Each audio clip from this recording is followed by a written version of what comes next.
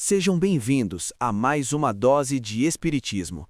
Que a paz envolva seus corações. Eu sou Pedro e estamos aqui para continuar nossa jornada de descobertas. Olá, Pedro! Olá a todos! Estou muito curiosa com o tema de hoje. No último episódio, entendemos o que é o princípio vital, aquela energia que anima a matéria. Hoje, pelo visto, vamos falar sobre o que acontece quando essa energia acaba, ou seja, sobre a morte. Exatamente, Ana. Vamos abordar o subcapítulo A Vida e a Morte, questões 68 a 70 de O Livro dos Espíritos. É um tema que costuma assustar, mas a doutrina espírita o trata com uma lógica tão clara que o medo dá lugar à compreensão. Vamos começar desmistificando a morte física. A pergunta 68 é direta. Qual a causa da morte dos seres orgânicos? A resposta é puramente fisiológica: esgotamento dos órgãos. É interessante como os espíritos não dão uma resposta mística aqui, né? Não falam de sopro que foi retirado ou chamado de Deus. Nesse primeiro momento, eles comparam o corpo a uma máquina. Perfeito, Ana. A subpergunta A confirma isso. Kardec pergunta se podemos comparar a morte à parada de uma máquina desorganizada. A resposta é: sim, se a máquina está mal montada, cessa o movimento. Se o corpo está enfermo, a vida se extingue. Então, morrer é basicamente quando a engrenagem quebra e não tem mais conserto. Isso. Imagine um relógio de corda antigo. Se as peças se gastam ou se quebram, a mola não consegue mais fazer os ponteiros girarem.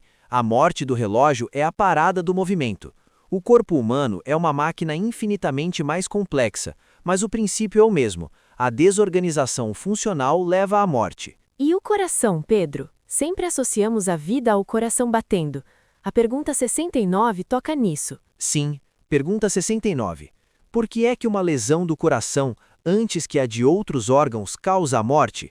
A resposta esclarece que o coração é uma máquina de vida, uma peça essencial, mas não a única. Ele é a bomba de combustível. Se a bomba para, o motor para. Mas se o motor fundir, o cérebro, por exemplo, a bomba também para. É um sistema interdependente. Entendi. Agora, Pedro, vem a parte que mais me intriga. Quando essa máquina para de vez, para onde vão as peças e para onde vai a energia que fazia ela funcionar? É a pergunta 70. Essa é a questão central. Que é feito da matéria e do princípio vital dos seres orgânicos quando estes morrem? Temos dois destinos diferentes.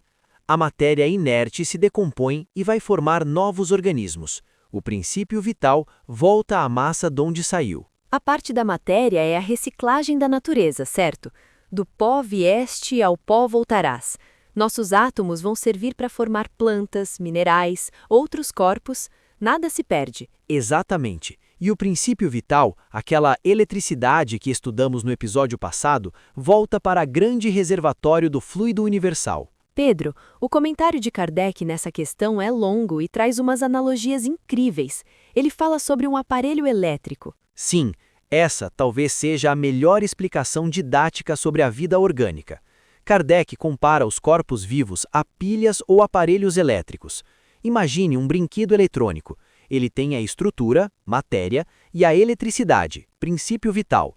Quando o brinquedo está funcionando, dizemos que está vivo.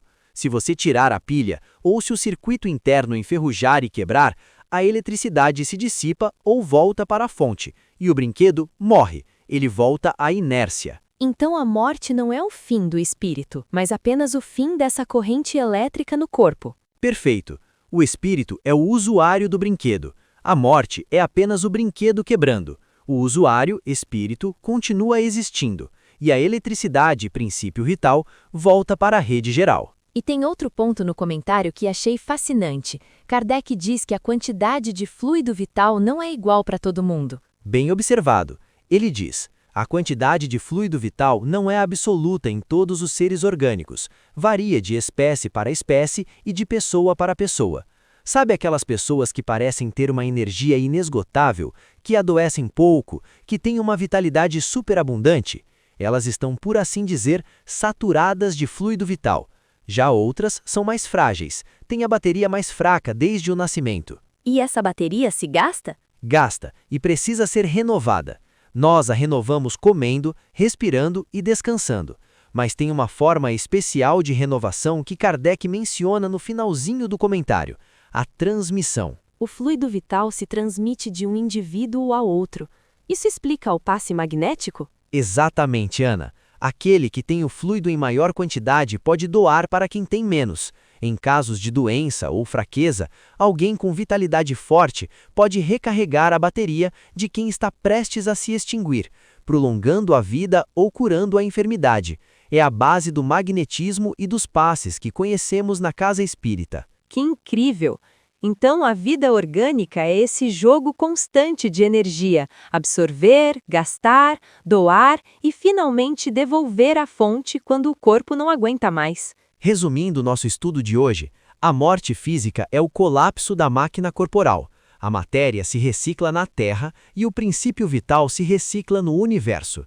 E nós, enquanto estamos vivos, somos como baterias, que podem se recarregar e, o mais bonito, doar energia para fortalecer o próximo. Isso tira o peso da morte, não é? É apenas um ciclo natural de transformação de energia e matéria. Com certeza. No próximo episódio, vamos fechar esse capítulo discutindo se a inteligência e o instinto dependem dessa matéria ou se são atributos do espírito. É uma discussão imperdível. Obrigada pela companhia de todos. E lembrem-se, cuidem bem da sua bateria e, se puderem, doem boas energias. Fiquem com Deus e até a próxima dose de Espiritismo.